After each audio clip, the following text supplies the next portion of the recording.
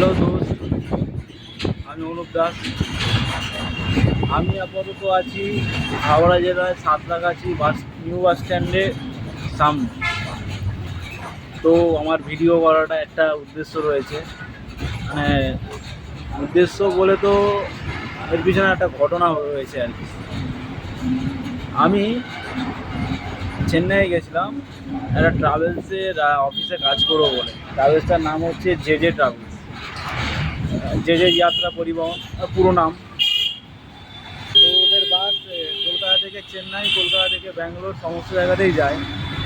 তো যেহেতু ওদের বাস কলকাতাতে ওদের বাস স্ট্যান্ড আছে, তো সেহেতু ওদের একটা বাঙালি স্টাফের দরকার ছিল, অফিস স্টাফের। তো এই হিসাবে দরকার ছিল, যেহেতু এখান থেকে বাসগুলো ছাড়বে, ওদের বাংলাতে কমিউনিকেট করার জন্য তেমন কোনো অফিসের স্টাফ ছিল না, যেহেতু হেড অফিসটা চেন্নাই, বুঝতে পারছেন। সেহেতু কী হলো, তো আমাকে চেন্নাইয়ে ডাকা হলো। ডেকে দু একদিন অফিসে ওখানে কাজ করলাম।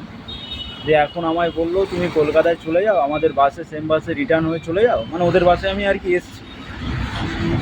তো ওখানে যাওয়ার পরে তুমি একটা অফিস খোঁজো, অফিসের রুমের জন্য একটা কোথাও রেন্ট কী হয় খোঁজো, আমরা সমস্ত কিছু দিয়ে দেবো। দেন আনলাম, আচ্ছা অসুবিধা নেই। এবারে আমি আসলাম।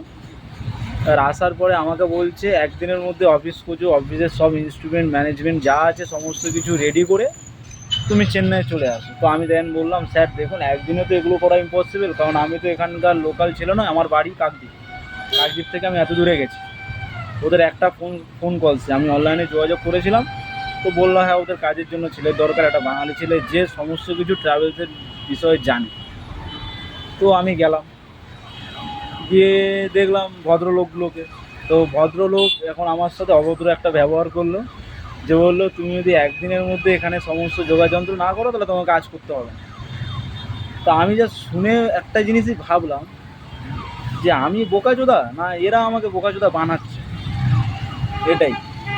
তো আমি আবার আমার বাড়ির উদ্দেশ্যে রওনা দিলাম, যেহেতু জানি একটা দিনে এগুলো ইম্পসিবল।